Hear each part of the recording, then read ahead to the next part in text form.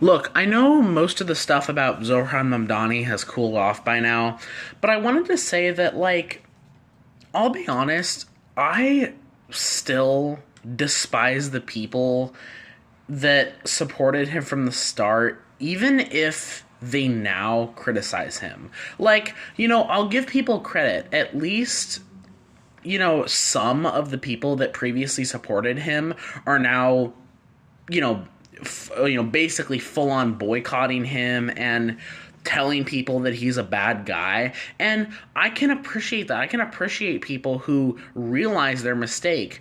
But at the same time, the evidence that Zohran Mamdani was just another psyop was apparent from the very beginning. Like, just the party that this man associated himself with should be a wake up call from the beginning. The Democratic Socialists. No decent politician that associates themselves with Democrats in any scenario whatsoever is a good person. Not to mention, there were tons of other signs from the very start of Mamdani's campaign for mayor that showed that he was a bad guy. But of course, all these people that supported him then loved to ignore that. And I saw all these things that were like, there's lots of rampant Islamophobia, projected against Zohran Mamdani, which was true. But then they're like, but I haven't seen any leftist bring any genuine argument against him. And then when leftists do bring genuine arguments against him, they strangely go silent.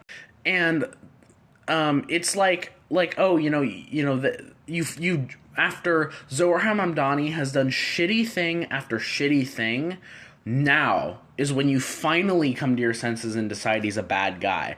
It should not take all the things that man has done to make you wake up and realize, oh, hey, this man might not actually be a good guy. And Zohran Mamdani, I mean, he's exposed so many of these other, socialist and communist parties.